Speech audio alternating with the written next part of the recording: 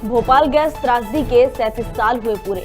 Central library में दिवंगत व्यक्तियों की स्मृति में श्रद्धांजलि सभा का आयोजन। राज्यपाल पटेल और मंत्री सारंग सभा में हुए शामिल। गैस त्रासदी पर राज्यसभा सांसद दिग्विजय सिंह ने किया ट्वीट।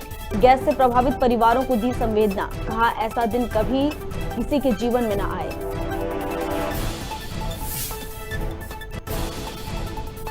चाचौड़ा में आपसी विवाद में आदिवासी की हत्या, 6 लोगों को बनाया गया आरोपी। अनुसूचित जनजाति अधिनियम के तहत हुआ मामला दर्ज।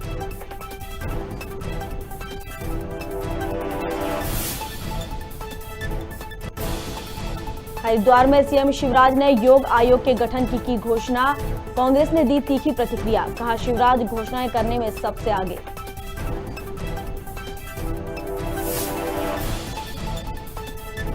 भारत पहुंचा ओमिक्रॉन वेरिएंट। अफ्रीका में मिला कोरोना का नया वेरिएंट, दुनिया के लिए बना परेशानी का सबब।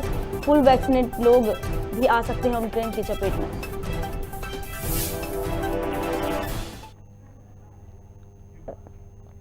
नमस्कार, खबर भारत देख रहे हैं आप। मैं हूं आपके साथ प्रियंका। चलिए बढ़ते हैं खबरों की ओर। भोपाल गैस त्रासदी की 37 साल हो गए हैं, जिसे लेकर सेंट्रल लाइब्रेरी में दिवंगत व्यक्तियों की स्मृति में श्रद्धांजलि सभा का आयोजन किया गया, जिसमें राज्यपाल मंगूभाई पटेल और मंत्री विश्वास सारंग शामिल हुए। इस दौरान विभिन्न धर्मगुरुओं ने 2 मिनट का मौन रखकर श्रद्धांजलि अर्पित की।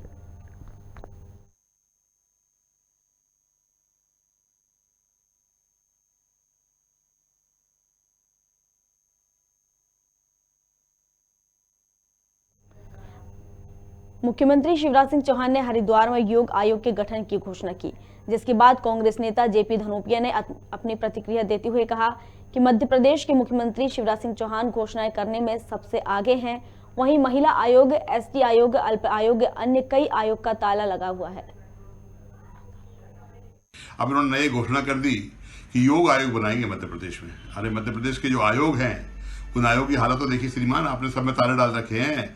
चाहे महिला आयोग हो, चाहे एसटी हो, चाहे एसटी आयोग हो, अल्पसंख्यक आयोग हो, पिछड़ा वर्ग आयोग हो, खेल युवा आयोग हो, सारे आयोगों में ताले डाल रखे हैं। सारे काम धाम बंद कर रखे हैं। महिलाओं पर अत्याचार हो रहे हैं, एससी एसटी वर्ग पर अत्याचार हो रहे हैं, पिछड़े वर्ग पर हो रहे हैं। कहीं कोई कार्रवाई नहीं हो पा रही है। और आप कह रहे हैं हम और आयोग बनाएंगे, योग आयोग बनाएंगे। घर में नहीं है दाने, अम्मा चली फुनाने। क्या हालात बना रखे हैं मध्य प्रदेश के। मुझे तो कहीं ऐसा लगता है कि शिवराज सिंह चौहान की भागीदारी इन सब चीजों के माध्यम से बढ़ रही है और वो चाहेंगे कि योग के आयोग के माध्यम से वो आरएसएस संघ के जो लोग हैं उनको प्रलोभित करना चाहते हैं, उनको लाभान्वित करना चाहते हैं, उनको जोड़ना चाहते हैं। यही मनसा है, वरना इस समय ऐसे आयोग बनाने की आवश्यकता नहीं है, कोई मतलब नहीं। योग के माध्यम से देश का नाम होता है और विदेशों में लोग योग को अपना रहे हैं। भारत को पूजा जाता है योग के आधार पर। भारत की पहचान योग भूमि के रूप में है और उस योग के आयोग के गठन का स्वागत करना चाहिए, धन्यवाद देना चाहिए माननीय मुख्यमंत्री शिवराज जी को। इस विषय पर कांग्रेस पार्टी को क्षमा याचना मांगनी चाहिए। यदि आप योग का विरोध करते हो तो मुझे लगता है कि इससे निंदनीय कुछ और नहीं हो सकता। भोपाल गैस त्रासदी पर पूर्व मुख्यमंत्री दिग्विजय सिंह ने ट्वीट कर प्रभावित परिवारों को संवेदना व्यक्त की है और कहा कि भोपाल गैस त्रासदी ने अनेक परिवारों को जीवन भर का दर्द दिया हुआ है। ऐसी त्रासदी के जहर से आज तक राजधानी भोपाल जूझ रही है। ईश्वर से प्रार्थना है कि ऐसा दिन कभी किसी के जीवन में न आए।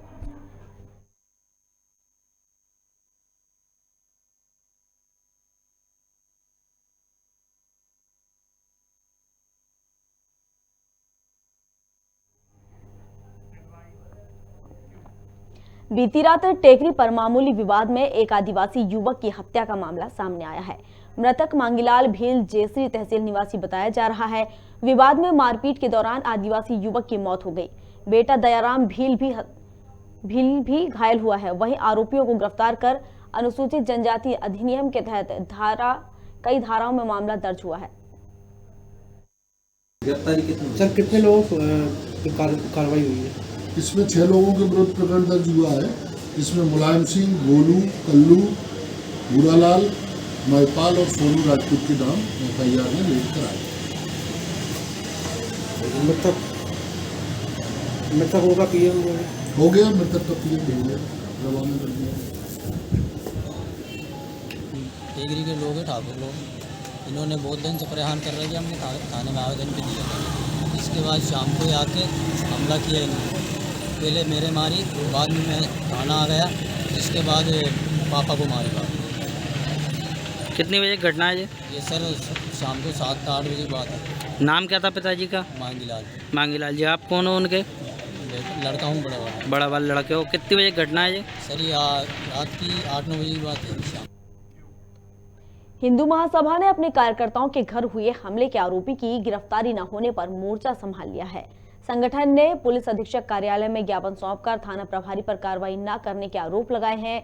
ज्ञापन में बताया है कि बहोड़ापुर थाना अंतर्गत 2 मामले दर्ज होने के बावजूद भी आरोपी फरार है और प्रतिदिन फरियादी को शारीरिक और मानसिक तौर पर प्रताड़ित किया जा रहा है।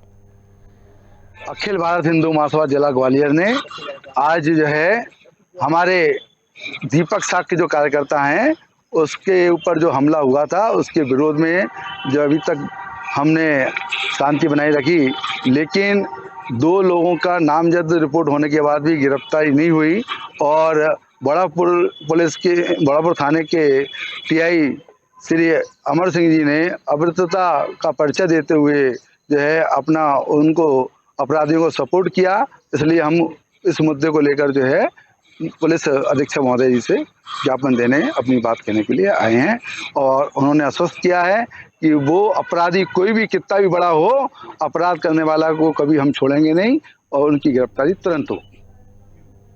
हिंदू महासभा द्वारा आगामी 6 दिसंबर को मथुरा में कृष्ण जन्मभूमि को मुक्त कराने के लिए भगवान कृष्ण का अभिषेक किया जाएगा। हिंदू महासभा के राष्ट्रीय उपाध्यक्ष डॉक्टर जयबीर भारद्वाज और पदाधिकारियों द्वारा गुरुवार को पार्वती नदी से जल संक्रमण किया गया।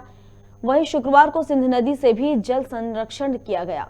डॉक्टर भारद्वाज ने बताया कि यदि अभिषेक करते समय मथुरा में तैनात जवानों ने रोका तो हिंदू महासभा द्वारा डटकर विरोध किया जाएगा।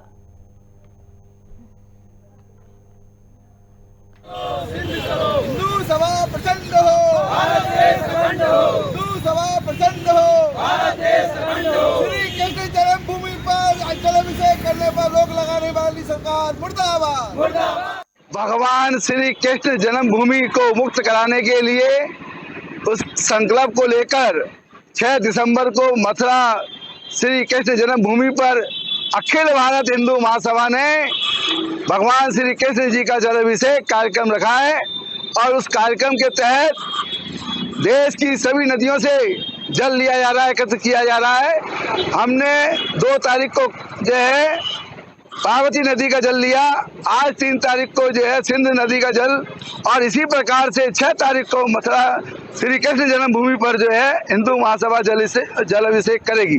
बहुत तो माहौल भी खराब हो रहा है मथुरा में इससे को लेकर। देखिए भारतीय जनता पार्टी की कसनी और करनी में कितना अंतर है कि उन्होंने भगवान श्री कृष्ण जी की पूजा अर्चना पर रोक लगा दी है। कहीं खाद लेने गए किसानों पर पुलिस लाठियां चला रही है, कहीं किसान सूखे की मार झेल रहा है तो कहीं पूरा खेत ही पानी में डूबा हुआ है। हम बात कर रहे हैं अनूपपुर जिले के पुष्पराजगढ़ जनपद ग्राम पंचायत बहपुर की, जहां करोड़ों की लागत से नौनघाटी बांध बना है, जिसका उद्देश्य 5 से 6 गांवों के किसानों को निर्धारित 250 हेक्टेयर भूमि सिंचाई के लिए पानी उपलब्ध कराना है। लेकिन जमीनी हकीकत कुछ और ही है। देखिए ये खास रिपोर्ट।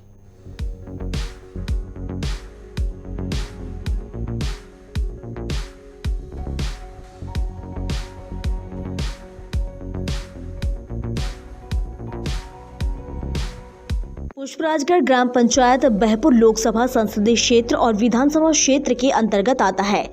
नानघाटी बांध बहपुर 13 से 14 साल पहले बनकर तैयार हो चुका था, लेकिन आज तक इस गांव के ग्रामीणों को सिंचाई के लिए पानी नहीं मिल पा रहा है। विभाग के आला अधिकारी मेंटेनेंस के नाम पर महज खाना पूर्ति करने में लगे हुए हैं।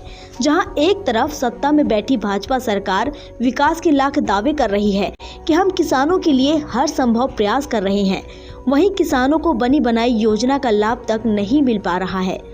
इस बात पर कांग्रेस विधायक फुंदेलाल सिंह ने भी सरकार को घेरा है। इस उद्देश्य से जलाशय का निर्माण किया गया, उसके उद्देश्य की पूर्ति नहीं हो पा रही। हमने भी कई बार वहां विजिट किया है और सबसे पहले तो उस बांध का जब निर्माण किया जा रहा था उसी समय उसके निर्माण ही बड़े प्रश्न चिन्ह लगा हुआ था। इसके बाद भी विभाग वाले लीपा पोती करके उसको संभाल लिए।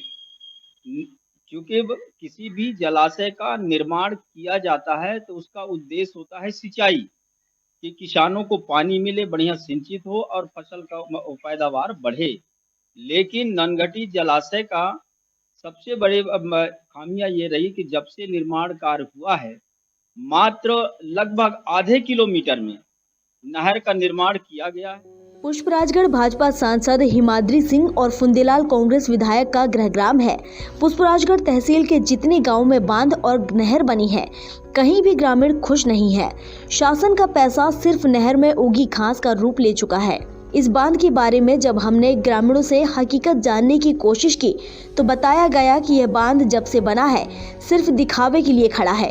करोड़ों की लागत से बने बांध में नहर नहीं बन सकी। विभाग अधिकारियों ने दिखावे के लिए कुछ दूरी पर नहर तो बनवाई, पर उसमें भी पानी नहीं आ रहा है। बांध में पानी भरे होने से बिना गेट खोले पानी का रिसाव नहर से पहले ही दूसरी ओर अपना रास्ता बदल लेता है। खेतों में पानी भरने से खेती करना भी मुश्किल हो गया है। ये नहर में क्या समस्या आ रही है? नहर देखो 2013-14 में थोड़ा बहुत 100-150 मीटर बना, फिर बीच में गैप हुआ, फिर 10-20 मीटर बना, इसके बाद तो नहर बना नहीं।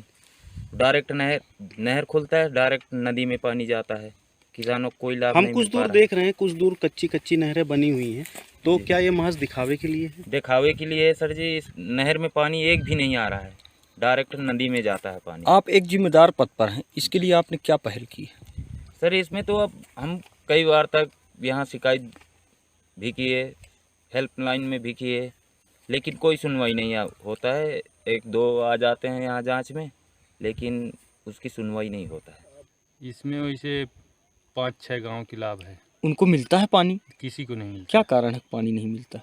पानी नहीं मिलता है, कारण यही है कि अधिकारी भी आते हैं तो पूर्ति लिख के चले जाते हैं। नहीं तो कारण क्या है कि पानी नहीं मिल पा रहा? नहर नहीं बना है। नहर नहीं बना है। अच्छा, कितने साल हुए इस बांध को?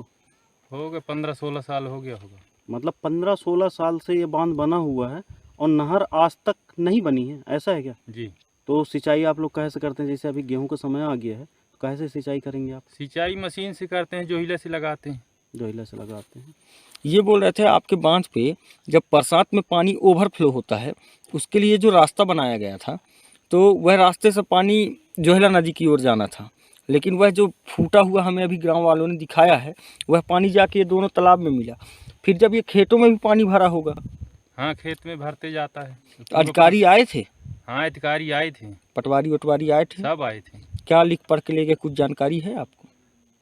ऐसे लिख के में मशीन उसीन लगवाते हैं और इधर उधर पानी फरवाते हैं बरसात में खेती नुकसान करने के लिए, और फिर चला जाते हैं देख के, फिर नहीं आते हैं लौट के। जब बरसात आते हैं फिर दौड़ते हैं। ये बांध से पानी पाऊ थे सिंचाई का? नहीं पावे, कभी नहीं पाए। फूट के और भटर गए। काहे नहीं पा रहे काका? तब भाई बांध फूट गए है, वही दूसर माले सब नुकसान हो गए, खेत बाड़ी फूट गए सब। नहर बनी है यहाँ? नहीं बने है। कहाँ नहर बने है? एक भी नहीं बनी है। नहीं बने आए। तो गांव वाले मिल के जो है अधिकारी से शिकायत करे, कबू बताए हैं तुम लोग? उन्हीं जानकारी दी है बांध वाले का? बांध वाले तो कदारी हुई अभी। पुष्पराजगढ़ में कुल 28 बांध हैं। बार बार नॉन घाटी बांध के लिए ठेकेदारों को ब्लैक लिस्टेड करने की बात करते हैं। कभी कहते हैं कि ब्लैक लिस्टेड कर चुके हैं। बारिश के दिनों में इस बांध के गेट खोल दिए जाते हैं और इस बांध में इतना पानी समा जाता है कि ओवरफ्लो के बनाए रास्ते से यह पानी बहकर सीधा नदी में न जाकर गाँव के खेतों में जा रहा है। किसान बारिश के दिनों में भी खुश नहीं है। सुनिए इस मामले में बांध अध्यक्ष राजेश चंद्रवंशी ने क्या कहा। सर ये बांध लगभग 2013-14 में लगभग बांध कंप्लीट हो गई है। बस 2013-14 में बांध कंप्लीट हुई है। राजेश जी ये बताइए, ये बांध से कितने गांव को पानी पहुंच रहा है? मिलना तो चाहिए सर, 2-3 गांव हैं जिन मुख्य रूप से जिनको मिलना चाहिए, लेकिन स्थिति आज ये है कि एक भी गांव को पानी नहीं मिल रहा है इस नहर के बांध के माध्यम से। अब अध्यक्ष के होने के नाते आपने कोई कदम उठाया क्या? जी सर, मैंने जब से बना है सर, सिर्फ मैंने अपने तरफ से भरसक प्रयास किया है, जिसमें से पहले मैंने माननीय कलेक्टर महोदय को, मेरे रहते रहते 3 कलेक्टर चेंज हो चुके हैं, तीनों के पास मैंने या जन सुनवाई में भी लेकर गया है, सिर्फ मतलब जिसके पास भी जाते हैं तो सिर्फ हमें आश्वासन मिलता है कि आपको मतलब नहर पूर्ति होगी, लेकिन आश्वासन के सिवाय कुछ भी नहीं मिलता। राजेश जी, बांध के नीचे जो है जी जी कुछ दूरी तक हमको कच्ची नहर दिख रही है बनी हुई, जी। तो ये कहाँ तक और कितनी दूरी तक है? सर ये जो कच्ची नहर है लगभग 3 किलोमीटर का बनना है। इसके पश्चात वो क्या है 2013-14 में बनी थी, ये थोड़ा बहुत बना है, लेकिन आज की स्थिति में सर ये है कि वो एकदम पूरी ज़मीन में तब्दील हो चुकी है। जो भी बना भी है आज की स्थिति में एक जीरो नहर है, लेकिन अधिकारी के द्वारा इसमें लगभग सैकड़ों एकड़ ज़मीन सिंचित दिखाया जाता है, ऊपर भेजी जाती है जानकारी। और इस संदर्भ में मैंने विधायक भी से मिला है, सांसद महोदय से, लेकिन सभी से सिर्फ हमें आश्वासन ही मिला है, लेकिन किसानों की कुछ भी समस्या दूर नहीं हुई है। सर एक चीज़ मैं और बताना चाहूँगा, ओवरफ्लो का भी बहुत ज़्यादा यहाँ समस्या है। जैसे ही बरसात स्टार्ट होता है सीधे पानी खेतों में किसानों की जाती है। जो थोड़ा बहुत किसानों का खेत बचा हुआ है, वरना तो पूरा के बांध में डूब चुकी है। क्या कारण है कि किसानों को पानी नहीं मिल पाता है? कारण यह है कि नहर नहीं बनी है, एक भी नहर नहीं बनी है। बनी भी है वो एकदम जमीन में तब्दील हो गई है। 14 से 15 साल बीत जाने के बाद भी कलेक्टर से लेकर कमिश्नर तक किसी की भी नजर इस बांध पर नहीं पड़ी है, जबकि किसान कई बार संबंधित अधिकारियों को ज्ञापन देकर अवगत करा चुके हैं। योजनाएं आती तो हैं, फिर आखिर योजनाओं का लाभ किसानों को क्यों नहीं मिल पा रहा? सवाल यही है कि इस भ्रष्ट सिस्टम का जिम्मेदार कौन और किसानों पर ही हमेशा इसका प्रहार क्यों? ब्यूरो रिपोर्ट, खबर भारत, भोपाल। जी हाँ, हम खड़े हैं ग्राम पंचायत बहपुर में और यहाँ पे हम आपको दिखा दें, इधर देखिए, ये बांध जो है इसको बोलते हैं नान घाटी बांध और ये ग्राम पंचायत बहपुर के अंदर आता है। और इस बांध से जो है लगभग 3 से 4 गांव के किसान जो है लाभान्वित होना चाहिए था, पर बहुत ही लापरवाही भरा विषय है कि आज ये बांध जो है बने लगभग 14 से 15 वर्ष बीत चुके हैं और उसके बाद भी इस गाँव के लोग जो है पानी को तरस रहे हैं। कच्ची नहर जो है बनी हुई है और कच्ची नहर जो है कुछ ही दूर पे जाके अपने से फोड़ के पानी जो है दूसरे तरफ चला गया है। उधर भी कुछ लोगों के खेतों को नुकसान पहुंचा रहा है और लोगों के खेतों में जो है पानी भरा हुआ है। पर आगे ही इस तरफ अपन बाएं साइड अगर देखते हैं तो बाएं साइड जो है वो नहर है ही नहीं, वो पूरी नहर सूखी पड़ी हुई है। हम आगे जाके आपको दिखलाएंगे कि वो नहर कैसी है, बनी भी है कि नहीं बनी है। और इस बांध के ओवरफ्लो पानी निकलने के लिए इधर बाएं साइड बोलेंगे कि दिखाए, इधर ओवरफ्लो पानी निकलने के लिए जो बना हुआ है ये आगे से जो जाके जो है कई खेतों को नुकसान पहुंचाया है, कई तालाबों को नुकसान पहुंचाया है और पूरी तरह से जो है नुकसान पहुंचाते हुए पानी खेतों से लबालब डूबे रहते हैं।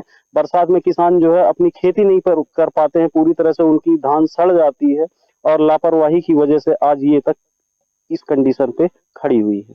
देखिए, बांध से निकल के नहरों के माध्यम से जाने वाला पानी और उसके बाईपार के रास्ता जो हम आ गए हैं आगे उस रास्ते में, और हम आपको दिखाते हैं उसका ओवरफ्लो का पानी जाने का जो रास्ता था वो ये है इस तरफ पे, और यहाँ से ओवरफ्लो का पानी जो है नदियों में जाना चाहिए था, पर वो ओवरफ्लो का पानी बारिश में ज्यादा दबाव की वजह से जो है अपने से एक रास्ता बना लिया है। हम उसको भी आपको दिखा रहे हैं, देखिए उसकी क्या स्थिति है, कितना ज्यादा लंबा चौड़ा रास्ता बना लिया है उसने। और अपने कैमरामैन से बोलना चाहेंगे कि वो सामने भी दिखा दे इस पानी ने नुकसान कहाँ पे पहुंचाया है। सामने उधर देख रहे हैं कि वो जो खेत हमको दिख रहे हैं तालाब नुमा, वो पहले तालाब ही था, लेकिन अब पूरा खेत बन के रह गया है। दोनों ही तालाब जो है पूरा मट्टी से एकदम से पट गया हुआ है और इस तरह से पूरा आगे जो खेत देख रहे हैं आप, वो सब खेत जो है बरसात में पूरी तरह से जल मग्न हो जाते हैं। किसान जो है बरसात में खेती नहीं कर पाते हैं और पूरे खेत जो है पानी से लबालब भरे हुए होते हैं। इस गांव की विकराल समस्या को देखते हुए फिर भी आला अधिकारियों के कानों में आज तक जू नहीं रेंग रही है। इस तरह की लापरवाही की भेंट चढ़ी हुई है ये नहर, और इसके लिए आज तक आला अधिकारी जवाबदेही अपनी देने के लिए यहाँ पे दस्तक नहीं दिए हैं। आगे देखना होगा कि अब अधिकारी क्या करते हैं इस मामले में।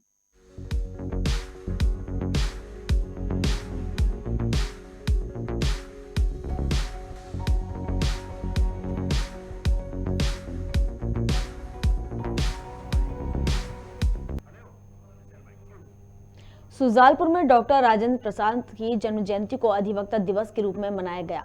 अभिभाषण संघ द्वारा कार्यक्रम आयोजित किया गया, जिसमें मुख्य रूप से न्यायाधीश एडीजी रूपम वेदी सहित सभी अभिभाषणगण उपस्थित रहे। जहां न्यायाधीश ने अधिवक्ताओं को सूर्य का उपनाम देते हुए पक्षकारों को बारीकियों को समझाया। आज अधिवास रक्षण सुजानपुर के द्वारा अधिवक्ता दिवस के रूप में भारत के प्रथम राष्ट्रपति हमारे अधिवक्ता कुल के गौरव डॉक्टर राजेंद्र प्रसाद जी की जन्म जयंती मनाई गई। उसी के उपलक्ष्य में हमने यह कार्यक्रम आयोजित किया था, जिस कार्यक्रम में हमने हमारे राष्ट्रकुल, हमारे कुल के गौरव और भारत के प्रथम राष्ट्रपति जिन्होंने आज़ादी के पूर्व से लेकर आज़ादी के पश्चात देश के निर्माण से लेकर आज़ादी से लेकर देश के निर्माण में महत्वपूर्ण योगदान दिया, उन्हें स्मरण किया। हमने आज अपने राष्ट्रपिता महात्मा गांधी, जो कि वो भी एक बैरिस्टर रहे, उन्हें भी याद किया और उसी के उपलक्ष्य में माननीय न्यायपालिका एवं वरिष्ठ अधिवक्ता एवं अधिवक्तागणों के द्वारा यह कार्यक्रम आयोजित किया गया। आज अधिवास रक्षण सुजानपुर के द्वारा अधिवक्ता दिवस के रूप में भारत के प्रथम राष्ट्रपति हमारे अधिवक्ता कुल के गौरव डॉक्टर राजेंद्र प्रसाद जी की जन्म जयंती मनाई गई। उसी के उपलक्ष्य में हमने यह कार्यक्रम आयोजित किया था, जिस कार्यक्रम में हमने हमारे राष्ट्रकुल, हमारे कुल के गौरव और भारत के प्रथम राष्ट्रपति जिन्होंने आज़ादी के पूर्व से लेकर आज़ादी के पश्चात देश के निर्माण से लेकर आज़ादी से लेकर देश के निर्माण में महत्वपूर्ण योगदान दिया, उन्हें स्मरण किया। हमने आज अपने राष्ट्रपिता महात्मा गांधी, जो कि वो भी एक बैरिस्टर रहे, उन्हें भी याद किया और उसी के उपलक्ष्य में माननीय न्यायपालिका एवं वरिष्ठ अधिवक्ता एवं अधिवक्तागणों के द्वारा यह कार्यक्रम आयोजित किया गया। खबर भारत में खबरों का सिलसिला लगातार जारी है। आप बने रहिए हमारे साथ और देखते रहिए खबर भारत। नमस्कार।